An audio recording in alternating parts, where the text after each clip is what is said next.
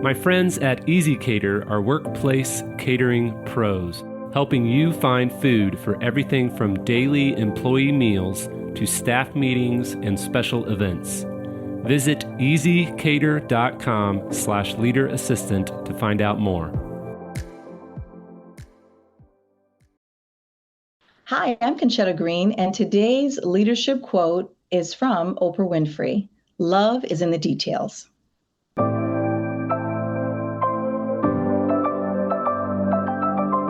The Leader Assistant podcast exists to encourage and challenge assistants to become confident, game-changing leader assistants.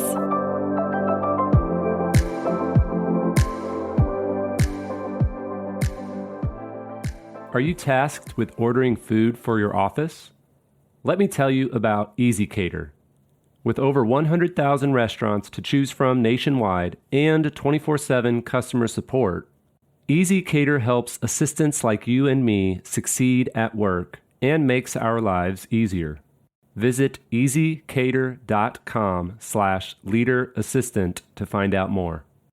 Hey friends, welcome to the Leader Assistant Podcast. It's your host, Jeremy Burrows, and this is episode 238.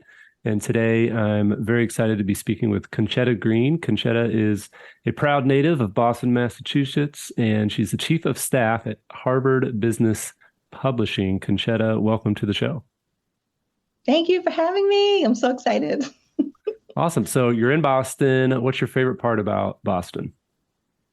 Oh my gosh. My favorite part about Boston is the fact that you have the old and the new right up against each other every day, all the time. Like literally the Paul Revere house is right next to skyscrapers. Like that's the perfect picture of Boston. Nice, nice. And what is your favorite meal? Your like classic favorite Boston meal? You know what? I should be able to say clam chowder, but I just developed a clam allergy, so I can't say that. So I think I'll say lobster. Lobster, nice, nice. Well, I'm really excited to have you on the show, and I wanted to hear a little bit of your story first of all. So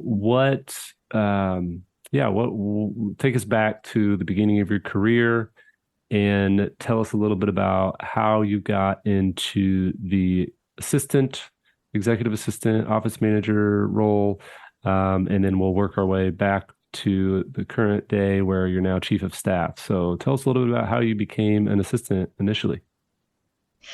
Sure. Well, it's kind of a funny story. I never imagined myself working in corporate. I actually always thought I would just be a singer and I'd be on tour. But you go to college and you realize, wait, I have to pay for this now. And I had to get a job. And so my mom was a career secretary. That's what they called assistants at the time. No disrespect to anyone, but my mom was a career secretary. One of my aunts was as well. And so they said, well, why don't you just try this? Just try this for a while. Like it'll be like really good bread and butter. And what I found over time is that I was actually good at it. Like I liked it. I enjoyed it. So my first job out of college was at a law firm. I didn't know anything about law. I did not study law in college. I went to Emerson for like speech pathology because that was like the closest thing to music that my parents were willing to sign on for. Nice. And so I know, right? So I worked there. I learned under a lot of really seasoned assistants and paralegals. And what I found is that those skills ended up being super transferable, and they really blessed me and allowed me to work in a lot of different industries. So I think I went from there to working at a recording studio for commercials in our city. And then I did legal again for a while. I spent some time in higher ed as well. So my path has really just been, listen, I'm here to help. I can organize. I can get people together. But what's interesting to me sort of right now, and that sort of dictated what industry I've played in for a bit. Nice. Yeah, that's one of my favorite parts about the assistant role as well, is just the fact that our skills are transferable across company size, company industry, executive temperament, all the things. Yes. And I found that if you're good at, so personally, I can do a lot of things well. I have a lot of interests. I do deep dives on YouTube. I love to read books. I love talking to people. So, event planning, painting, writing, all the things, right? I love those things in my personal life. So what I found is that I can bring elements of all those things to whatever job I'm working at. And it always ends up making that place better. So if I can go to a job, leave it better than I found it, I'm doing well. Nice, nice. So what's been maybe one of the either funny or crazy or scary stories in your career as an assistant that you would like to share? Just one little snapshot of a time during your career. Oh, do you just want scary or do you want the scary to lead to someplace good? Oh, it doesn't have to lead to something good. It doesn't have to have a happy ending. That's all right. Oh, what can I tell you? No, that one might be too scary. You want something funny? I don't know. Maybe I need a little bit more context. Tell me the two scary ones. Just tell me what you're thinking. What came to your mind? Okay, so there was a time I worked in a place and there was a higher up who was known for being a hothead. And they made a comment not far from where I was, threatening to harm a lot of people in the office one day. Wow. Exactly. Immediate eyebrows. Also, I just immediately froze because I was thinking, I don't know if this is a joke and I don't know if it's serious, but this is on the news way too much for someone to be yelling this in an office.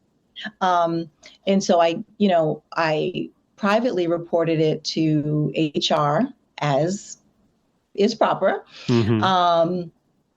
And that person was relocated to a different part of the office.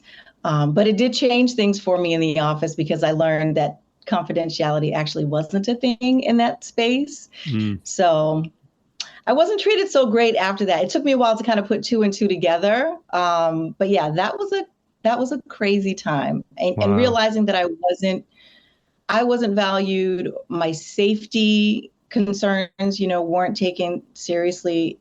Obviously, that was a major red flag for me. I could have chosen to stay. I could have chosen to brush it off. But for me, that was a red flag enough to say, you know what, I think I would do better in a space where people value safety a lot more. Hmm. Well, that's the first thing that came to mind when you asked about crazy. That was crazy. Wow. Yeah, it's tough because, it's like oftentimes we put so much of our personal worth and our personal value and identity on our job. And so it can make us tentative to do the right thing, like report those types of scenarios or, mm-hmm. Stand up for what's right because we fear that we're going to lose the job and we've attached, like I said, our identity in our job. And so that's that can definitely be a challenging situation to be in.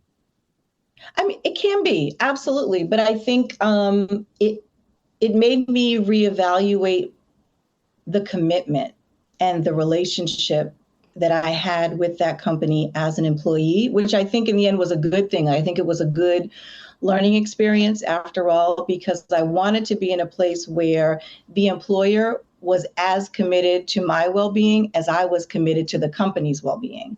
Hmm. Yeah. And I didn't feel that it was reciprocal in that moment. Mm-hmm. At all. Yeah. So to me, that's something that I look out for now. How committed is a company to my well-being? Is it reciprocal? Because it is a relationship and it should be a healthy one. Yeah. Well, so you mentioned when we talked about doing the episode and I asked for some topics, you mentioned that you're a recovering workaholic. So on the topic of just, having maybe potentially an unhealthy relationship with work, Tell us a little bit about Yeah. your journey of being a workaholic and coming out of that world and that mindset, and what have you done to maybe resist that tendency in yourself? Yeah. So I'm an oldest child. So I like things to be done a certain way. I like there to be order, but I'm also not super rigid, right? I said I'm a creative. So that comes with all kinds of fun stuff too. Um, I'm not, inflexible, but I do like to do a good job. That's just a part of who I am. If you give me something, I want to make it better. If you give me problems, let's try to solve them as best as we can, to improve efficiency and effectiveness. You'll always hear me say that. And I think that comes from that quote that I shared with you about love being in the details. My team hears me say it all the time. I bring it into everything that I do. So I genuinely care about my team. I care about our product. It's a reflection, I think, of our relationship. So I think at times I've focused too much on, hey, like, how do we make it better and better and better? And, not really watching the clock. It's like, 6, 7, getting a little late. Okay, maybe you should sleep.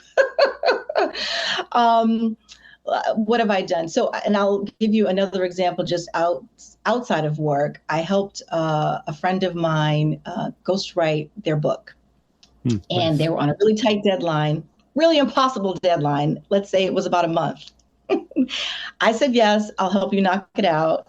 And I probably didn't sleep much for about a week. Not sure if I showered. This is between you and I, so don't tell anybody. That's right. Nobody's listening. Nobody's listening. Fine. That's fine. And we got it done. But it's simply because I cared. So what did I learn from that? I learned, yes, showers are important. Also, maybe building in better timelines, right? So that I'm also being mindful to respect my time and my need to have some space to recharge so that I can be fresh to do a great job. So that's where I am now. I think I do a much better job of saying, okay, I've put in a lot. I can do extra, but there is a cutoff. If I feel that I need to make sure that I eat, I need to make sure that I get up. I'm a hybrid employee, so I spend a good deal of time working remotely, and I'm not the kind of person that slacks off. If anything, the company tends to get a little bit more out of me. And so I have to build in some parameters to say, no, this is where it ends, and this is where my personal life begins. Yeah. Yeah. Well said. So kind of related to this, talk about showing up as your authentic self. You mentioned to me, you're a Black professional, you're warm and proficient, and you're often, or I guess maybe always, the only Black person in the boardroom weekly, you mentioned. And I quote, Yeah. and so tell us a little bit about that and what you've learned and maybe the challenges you face and how you've overcome, showing up as your authentic self. Sure. So, after the death of George Floyd, January 6th, all these major events, in the United States, it gave me time to reflect on, what have I been doing? How have I been showing up in corporate spaces? And at the time, before all of these events happened, I didn't realize how much I was changing myself to fit into whatever company I was in. So, for example, my hair, with African-American people, our hair is naturally curly. If you perm it, it's straight. So I was constantly perming my hair, keeping it straight because I was trained. That's how you look professional. That's how you look sharp. And so when things started changing in our country and I really had time to sit back and evaluate, well, what's my part? How am I showing up? How am I helping people who are coming up behind me to see, how you should lead as an assistant? I realized I was not being authentic just with my hair. It's such a personal part of who you are. And so I started wearing braids. I started wearing faux locks, and Initially, I got a lot of commentary at that particular job, like, whoa, you look really different today. How did you get your hair that long? And I'm like, well, we're not going to go into a whole YouTube tutorial here, but thanks for the appreciation. But, that might seem like a small thing, but for Black women, our hair is such a big part of our identity, our experience. We spend months and weeks planning ahead. How's my hair going to look for this trip? How do I show up here? And people do look at you differently depending on what's going on. And so it's really important to be centered in yourself, grounded in yourself, confident in your skills and your abilities, so that does not ever become a distraction to yourself, number one, and you don't allow it to be a distraction for the people that you're working with. I'm fortunate to be at a place now where differences are celebrated, diversity is encouraged. And yes, I might be the only Black woman in the boardroom, but I am surrounded by a team of executives who really do genuinely care about getting things right. And so it shows up in our personal relationships, and that feeling of support, it's made all the difference for me personally. It's given me a great deal of confidence. That's great. That's great to hear. Any tips? Any tips for assistants listening who are, struggling to be themselves at work?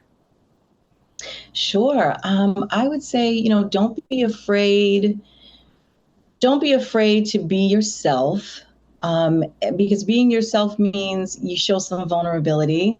Sometimes maybe you say words a little different. Sometimes I say, ain't, can't. I have family members from the South, so sometimes you might get a little twang depending on what side of me you poke.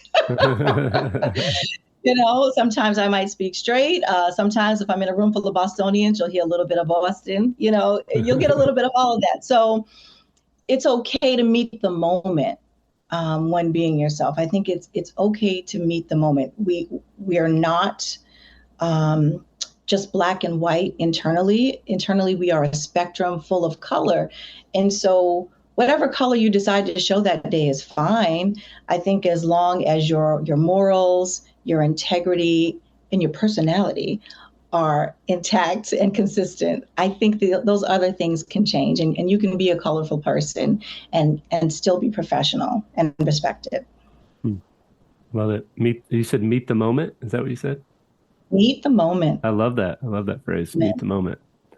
Sometimes the moment needs a hug. Sometimes the moment needs a spreadsheet. Amen to that. Amen. Oh, love it. Well, what about ambiguity and diving headfirst into kind of the unknown? But then yet, as assistants, trying to emerge with answers and a plan and all that. Yeah, I think a big part of being successful as an admin, and I can speak from my own experience, is being able to handle ambiguity. The way I approach it is by listening. I try to listen. In meeting the moment, it really requires listening. I try to listen more than I talk. I try to make sure that I'm not a busybody, that I'm not a gossip, but I'm really listening. I'm reading the room. I'm elevating my emotional intelligence to hear what are the truest needs in this meeting, right? Is someone not hearing someone? Is someone not listening? Is someone unable to communicate their truest desires? So that's been my approach to ambiguity. I think it's helpful. I found it to be helpful. And then really rooting down to see, okay, well, what can we do? What are the facts? And how do we get to where you want to be? Mm-hmm. Yeah, that's great. So what about, let's transition a little bit, or piggyback off of that with your title. You're executive assistant and you were supported CEO, and then now you're the chief of staff. Yes. Did you have a little bit of ambiguity in the title change, or was that a very intentional thing that you're like, hey, I want to be a chief of staff? Tell us a little bit about that transition. Interesting. 1 second. No problem. Turns out I didn't turn off my notifications, and I'm so sorry. Here we go. So, changes with my job. So when I came on to support an acting CEO at my current company. And so I supported that person for a year. And then there was a search, and a different person was hired. And so I became EA to the second CEO in that second year. So there has been a lot of ambiguity in transition, in these 2 years. And there's been a lot of meeting the moment, managing expectations, communications, things like that. So the scope of my role, I think, has grown tremendously. And there was a change to the structure of our organization. And my current CEO said, listen, you can't just sit here with the EA title. That does not encompass everything that you touch here in this company, because you touch a little bit of everything and you always have an impact. So let's talk about what titles make sense. And so we had several conversations. That title came up. There's no way I was going to say no. I'm like, no, yes, that does make sense. Because it's managing so many diverse projects. And, as an EA, we often live in a sort of purgatory of organizations. It's sort of this gray space. You're not the CEO, you are not the receptionist, but you have to make sure that both ends of the organization are able to touch one another, hear one another, understand one another. So it's a unique space, and I'm really grateful for it. I'm grateful for the opportunity, mainly because I'm thinking about the people that will come after me in this organization, the people who will replace me, the people who want to come in and be a part of this organization and elevate the role of executive admins. That's great. So, speaking of the organization, did you, Harvard Business Publishing, Harvard is obviously a well-known brand or well-known name. And did you experience any nerves or anxiety, working Oh, yes, let's talk about it. Yeah, that's good. Working for a brand like Harvard. Yes.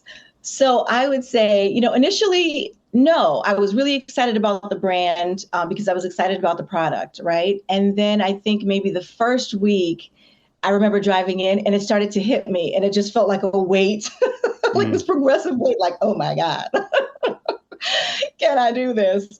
And ironically enough, I got a text from a friend who heard that I got this job. And in the text, she said, listen, I don't know how you're feeling, but I want you to know if you got the job, it's because you have what they need in that space.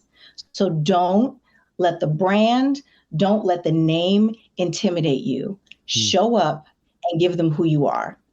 That little text changed everything. I'm sure I cried a lot of tears in that moment of gratitude. The anxiety started to feel so oppressive because there is this expectation and this standard. Oh my God, it's Harvard. Like, oh, am I going to be able to do what they expect? I didn't go to Harvard. I went to Emerson. Like, I'm a comms disorders major and I love music and art, and I'm not an academic. So, but she was right. She was absolutely right. What I bring to that space is not what they've had, and it is everything that they've needed. So, I'm hoping that people who are listening to this experience feel the same way if they come into brands or they're interested in big brands, not to be intimidated by the logo. Like, jump in there, show them what you've got, and let your skills have the opportunity to prove themselves. That's great. Talk about a timely supportive text from a friend. That's awesome. Oh my gosh. Awesome. Well, Concetta, thank you so much for being on the show. If there was something that you could put on a billboard for, let's say there was a highway where it was bumper to traffic of assistants every morning going to work at the same highway. It was like the Assistant 101 or something. And there was a billboard that every assistant saw. What would you want that billboard to say? I would say love is in the details, and remember to love yourself today. Love it. We'll order the billboard now. That sounds great. Let's go. Let's go. Let's do it. Well, what can people, or where can people reach out and say hi? And what's the best way to reach out, if that's okay for them to say hi and reach out? Yeah, I'd love for people to say hi. I can be found on LinkedIn, Concetta Green. I can also be found on Instagram at Concetta_Green. Awesome. Well, I'll put those links in the show notes at leaderassistant.com/238. leaderassistant.com/238. Concetta, thank you so much for your time. Appreciate your insight and your story, and just keep leading well. And we'll hopefully hang out in Boston. And I'm not a lobster fan, but you can have some lobster and I'll have something else. We'll get you a sandwich. There you go. There you go. Thank you so much for being on the show. Thank you. Thank you, Jeremy. This was great.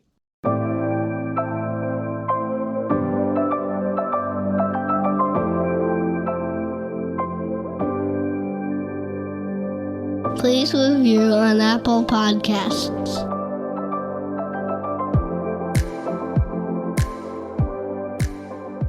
GoBulls.com